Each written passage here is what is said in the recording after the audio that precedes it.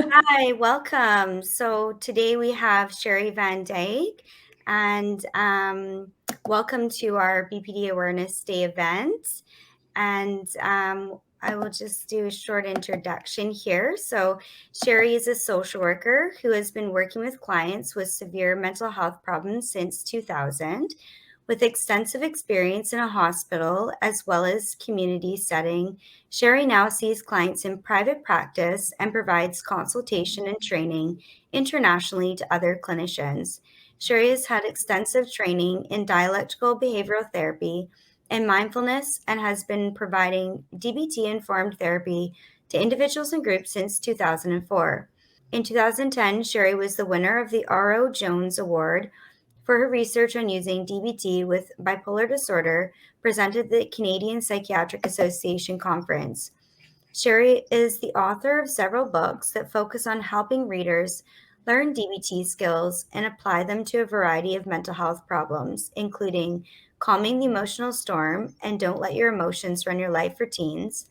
In 2013, she published DBT Made Simple with the aim of making the therapy more accessible to both clients and clinicians.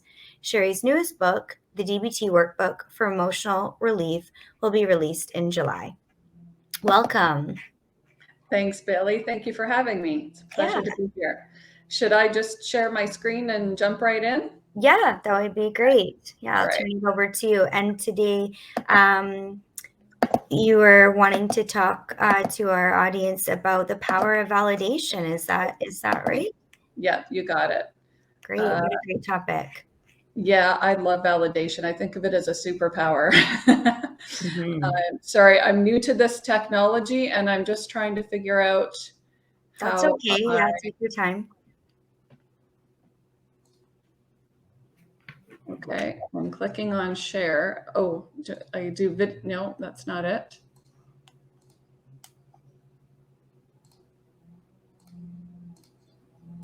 Okay, share screen. Yeah, I'm not clear on how this is working here, Bailey. Okay, yeah, no worries. So I got it. Okay. There we go. Can you see this? Yep, I will put that up here. Let me just make this larger. There we go. Okay, so yes, I think of validation as a superpower is how I like to put this. So the importance of validation. Now, I know, I'm not sure how large the crowd is that we've got here today, but I know that we've got clinicians in the audience, probably. We've got family members and caregivers in the audience, probably, and we've likely got individuals with lived experience. So I'm actually going to talk to all three of these different perspectives. As a clinician, I use validation on a regular basis, not just in my professional life, but also in my personal life. And it's important for family members and caregivers to understand how effective and helpful validation can be when, again, not just for the individual who's experiencing BPD or other mental health problems, but also just in a general sense. It's a really great skill to have in your pocket. And I am going to address also for individuals, again, with lived experience, as well as individuals without any particular mental health problems. Self-validation is a really important skill for us all to have as well. So really a broad topic, but validation is a superpower. So what is it exactly? First off, validation is communicating to someone that their responses make sense, that their responses are understandable given the situation they're experiencing, the context of the emotion, thought, behavior, and so on. So we can't always make sense of something. I think of times when I myself have emotions and I'm like, why am I feeling this way? I can't always figure out where the feeling is coming from. So even if I can't understand the emotion and validate it from that perspective, I still want to accept the emotion and validate it in that way. So I don't have to understand it, but I can say, this is my experience without judging it. Likewise, if it's a client, I might not be able to understand exactly why they're having the emotion that they're having. and I can still convey that I accept that this is how they feel. Okay. Validation is also taking the individual's responses seriously, not discounting or minimizing the individual's experiences. So here's an example of invalidation, we'll say. Alan, I'm not sure if you can see Alan there in the chair underneath the elephant. Alan is the only one prepared to acknowledge the elephant in the room. Okay. So I love this slide because it's just a great example of, you know, Alan obviously is being forced to acknowledge the elephant in the room. Everybody else can kind of stay oblivious, which is going to be invalidating both to Alan and maybe to the elephant as well, actually, right? I'm not seeing a second slide here. My slides aren't moving. Yeah. Okay. So you guys didn't get my lovely joke there. Okay, let me. I know. I was like, oh, missed a beat. Okay, let me see here. I don't know. This is the slides are new to us too, so. I'm not seeing, they're moving on my screen, Bailey. Do you have any suggestions? I'm not sure. I mean, I can stop. I got stop sharing. Okay. Oh, and now that's gone and it's not letting me even stop sharing. Oh boy.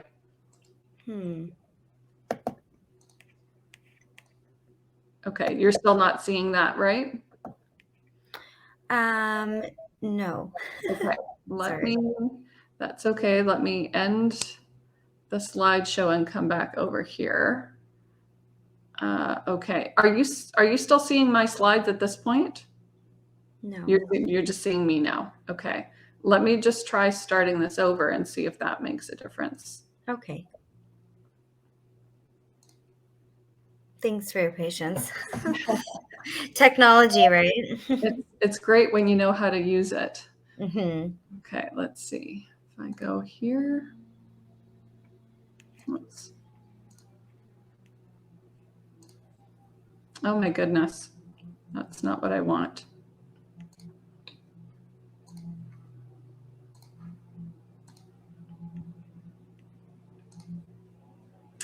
I'm not sure how. And the little box at the bottom, it says share and then slides. Do you have that option? Well, I have to share my screen because when I click on share slides, it looks like I'm supposed to have uploaded something. Yeah, that doesn't work. Okay. So I went to share screen. Okay. Do you have it on your, if you go share slides in your computer? Yeah, but now it's not even coming up the way I did it before. My slides aren't showing up on my desktop for some reason. Do you want to try sending them to me and I can try? Sure, let's do that. Okay.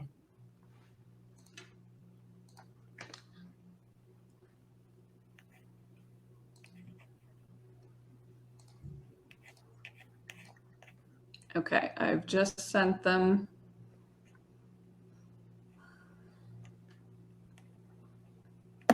And they're out of my outbox.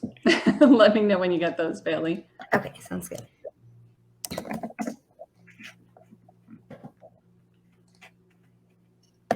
I'm just going to keep fiddling here just to see. Okay. I don't understand why I was able to do it before and now they're not even showing up on my screen, which is really strange.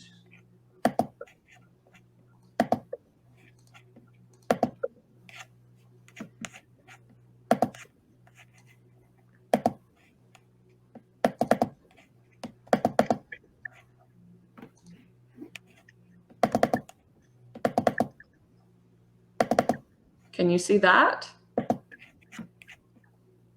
It's gonna come back to you here. Just one moment. I can, yeah. Okay. I'm just wondering if we go to the next slide, if it works. Yeah, that's what I'm going to check. Did it just switch? No, it didn't, eh? Okay. Well, here at least while we're waiting for the slides to come to you, Bailey, you can see Alan and the elephant that I was just talking about. Right. So only Alan was prepared to acknowledge the elephant in the room. So you can see Alan getting squished by the elephant here. Yeah, it's very strange that it won't. I have the slides now, so I'm gonna try on my end. Okay. Screen. Oops, I'm not gonna share screen. Sorry. Slides, computer.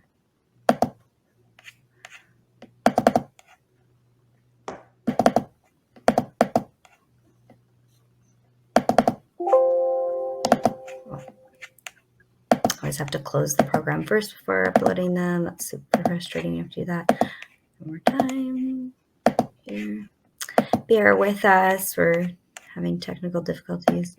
I already had technical difficulties this morning. It actually took me half an hour longer to actually get in to start. So it was, yeah, it's been one of those days already. Okay. It's just processing.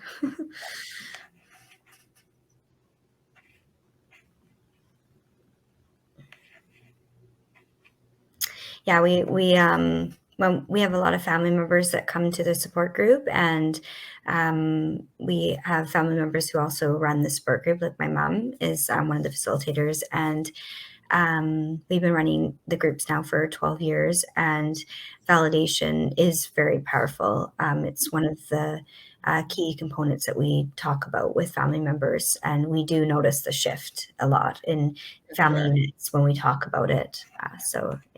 Nice. I agree about the, okay, let's see. Oh, there we go. Wonderful. Okay, so yes, so if you can just go to the slide with Alan and the elephant, Bailey will just take off. Oh, should I go back one slide just to, yeah, just now that you can see the slides, I'll just review what is validation.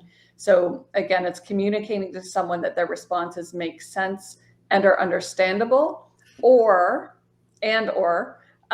communicating that we accept their responses, right? Acceptance of the person and their responses, their experiences. And then taking their responses seriously, not discounting or minimizing them. Okay, so now we've seen Alan on the next slide. So we'll just go past that one. Okay, so I like to also be clear, because often people get confused thinking that validation is saying that something is okay, or that we like the way something is, or that we're not going to work to continue to change that thing. Validation is not the same as approval or agreeing with. Validation doesn't mean that we like something or saying that it's okay. So if we think about Alan with the elephant sitting on top of him, Alan is acknowledging the elephant in the room. He's not approving of the elephant. He's not agreeing that the elephant should be there. He's not liking that the elephant is there. And he's not saying that this is okay.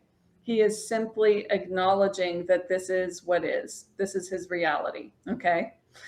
So something I think that's very important to keep in mind, because these are things that can very much get in the way of our ability to validate someone's experience. Okay, next slide, Bailey, please. So why do we want to validate? So here's where the superpower part comes in. When we are experiencing intense emotions, and we've all been there at times, right? When emotions get intense, it's really hard for us to think straight. It's hard for us to think about what can we do to help ourselves in this situation. And in validation, when someone is sitting here telling us that we shouldn't be feeling the way we're feeling, trying to maybe fix the problem too soon. So I just need to feel my feelings. I'm not asking you to solve the problem for me. If you jump in too soon to try to fix the problem, that might kind of send me a message that you're not okay with my feelings. You're trying to fix my emotions, right? You're trying to get those emotions gone. And that can actually create that experience of invalidation, which increases emotional arousal. And that makes it more difficult to process information. No new learning will happen, and change is going to be really difficult to create when we are in that emotionally aroused state. So validation helps to soothe the emotion. It helps bring it down to a more manageable level. And there's a video here. I thought about showing it, but I didn't think we'd have enough time because it's only a half hour. And especially with the technical problems, we wouldn't have had enough time. But if you're interested, looking up Dan Siegel on, he's just got a really nice, I think it's about 5 minutes, a YouTube video called Name It to Tame It. And Dan Siegel talks about the power of validation, that when, now he talks about it from the perspective of me validating someone else's emotion. And I'm going to really shorten and simplify this, but basically the idea is that when I can accurately name your emotion, when I can say, wow, Bailey, it seems like you're feeling really hurt right now, as long as I've got the name of the emotion right, by the way, then that's going to soothe Bailey's emotions. And it actually has a physiological effect on our brain. So the way Dan puts this, I love his language. He talks about the fact that when I say that to Bailey, you seem really hurt right now. Bailey's upstairs brain squirts soothing chemicals on her downstairs brain that helps to bring down the intense emotions. Okay, so Dan Siegel, Name It to Tame It, if you're interested in that YouTube video. It's a really great video on validation. Okay, Bailey, next slide. So I was going to share a video clip here that I'm actually going to skip over given the technical difficulties we were having. It was just a quick, funny YouTube video that demonstrates the effects of invalidation in terms of, again, increasing that emotional arousal. And then you see one partner validate the other, and you see the emotional arousal go down. So it's just a nice demonstration of that, but we won't actually show that. Okay. And yeah, you can move to the next one. Now, sometimes, especially when I'm training other clinicians in using DBT skills and strategies, there's also confusion that comes up around, how do I validate something that's not actually valid? Like, do we want to do that? And the answer to that is no. So we only want to validate what is actually valid. We're not trying to make things valid that truly aren't. So in other words, finding something that is valid. And this, I mean, sometimes people might think that this is a little bit difficult.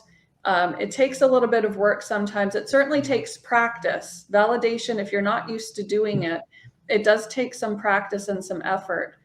But usually we can find something valid about the individual's experience. So let me give you an example. If I am feeling so angry that I punched the wall, we can't really say that my punching the wall was valid behavior, right? It's not moving me towards my goals. In fact, it's probably moving me away from my goals, because now not only do I have an injured hand, I've got a hole in my wall, which causes additional problems. So it's probably moving me away from my goals. It's not valid behavior. However, someone seeing that behavior could very easily validate me by saying, Sheri, you must have been so angry that you actually punched a hole in the wall.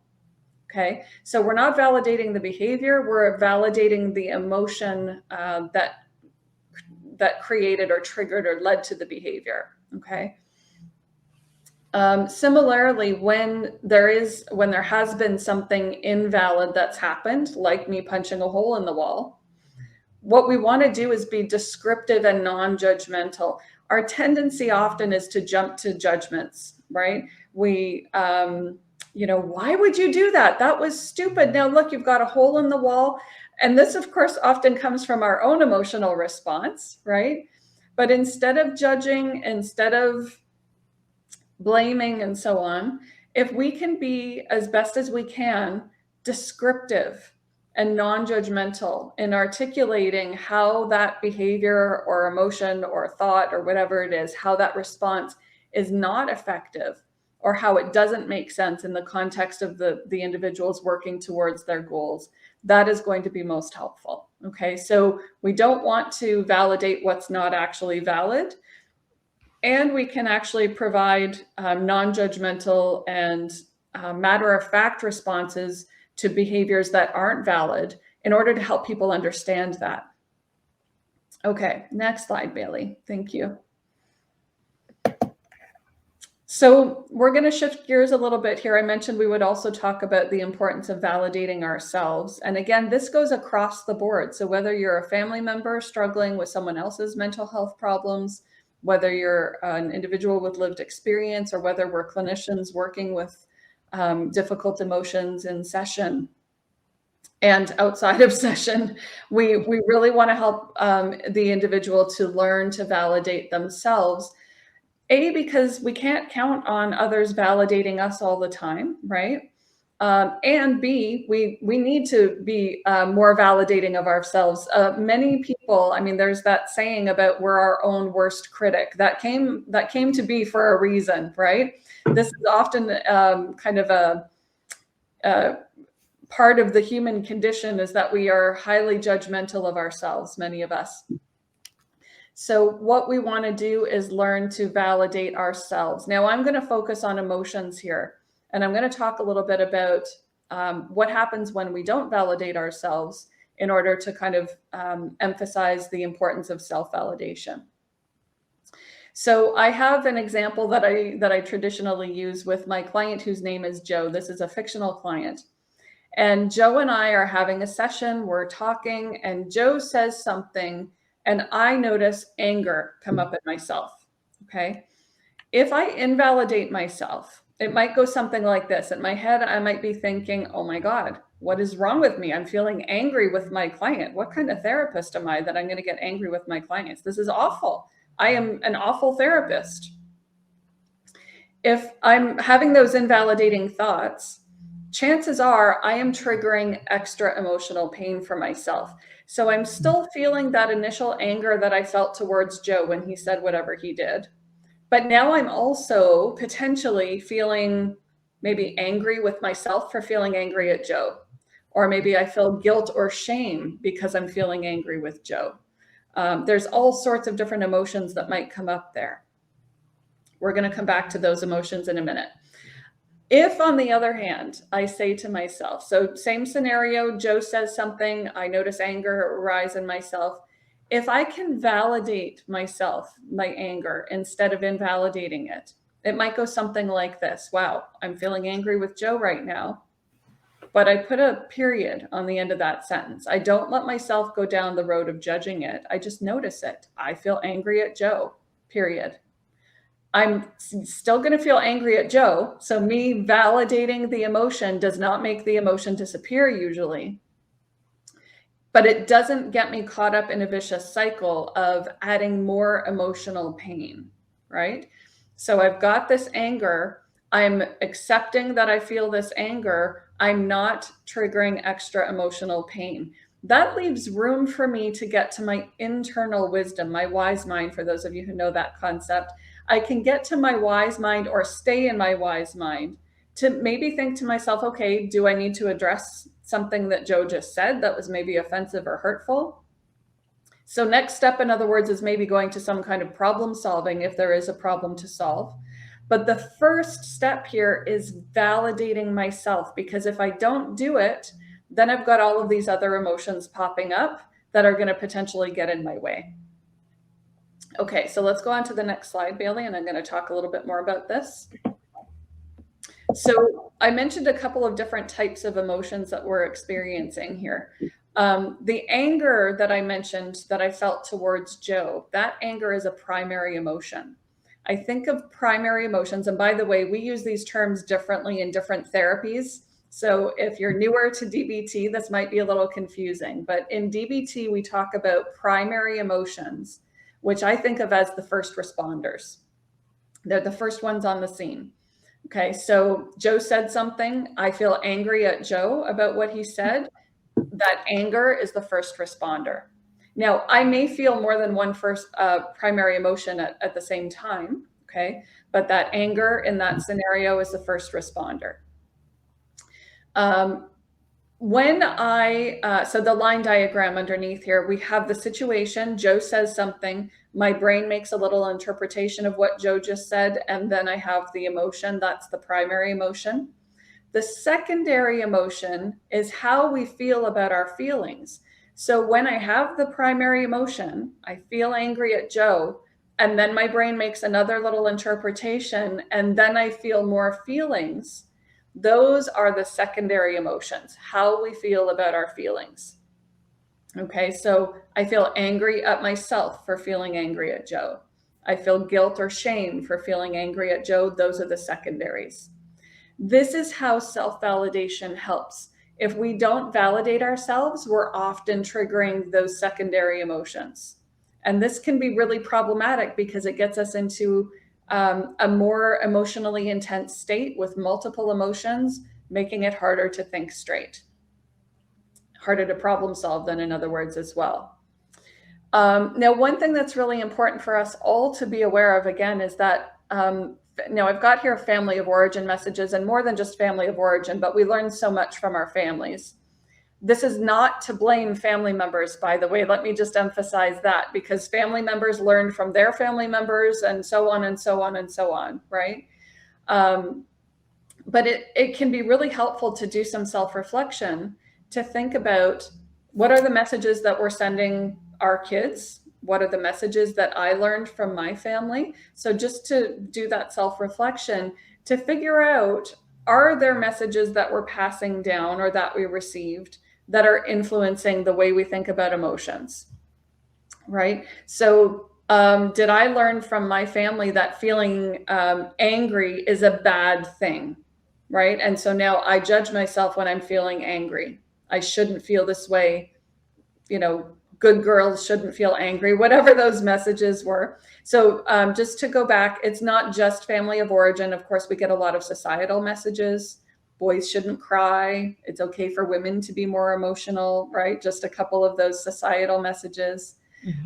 But thinking broadly about those messages that we've received over the course of our lives, but especially early on in our lives, that can often help us to look at those patterns that we're stuck in as we get older. And then what we're going to do is, next slide, look at some ways of changing the language that we use. So I developed, just for my clients, 3 ways to help them validate their emotions. Again, I use these myself. You can use these ways of validating. Anybody can use these. The first way of validating, I just call acknowledging. And this is where we're just putting the name on it, just like Dan Siegel was naming it to tame it, right? We're just using the word, the accurate word. This is important. We want to accurately name the emotion. Just, I feel anxious, period. Okay. That's the first way of validating. The second way on the next slide is what I refer to as allowing, which is when we take it a little bit further. And this is about giving ourselves permission, only in the sense of, I am a human being. This is a normal human emotion. Therefore, it makes sense, or it's okay that I feel this way. Not it's okay in the sense of I like it or I approve of it, right? So we're not judging the feeling, but we're giving ourselves permission to feel it. And the third way of validating on the next slide is what I refer to as understanding, which can be a really tricky way of validating, because it does involve being able to give the emotion context, saying, it makes sense that I feel this way. The example I've got here, it makes sense that I feel anxious in situations with new people because I was bullied when I was a child. So I'm connecting the emotion right now to something in my past where I can say this feeling makes sense. Now, it might be that historical kind of context. It could also be just currently, it makes sense that I feel anxious being out in a situation with a lot of people because of COVID. That would make a lot of sense as well, right? Okay. So let's go on to the next slide, Bailey. I think I'm actually almost finished. Okay. Yeah, there we go. Okay. Look at that timing. There we go. All right. So hopefully that makes sense, guys, and I've given you some food for thought. But just remember, the main takeaway here is that validation really is a superpower that we can use with ourselves to help ourselves manage emotions, as well as others in our lives, professionally, personally, and so on. Okay. Great, thank you. And we did post the Name It to Tame It by Dan Siegel in the comments if people are interested in looking at that. Yeah. Thank you so much. Yeah, I don't know if there's anything else you wanted to share before. I know that you just had a book come out. I don't know if you wanted to share a little bit about that, or if there's anything you want to wrap up with. Yeah, sure. It's actually due to come out in July, so it's not quite out yet, but looking forward to that.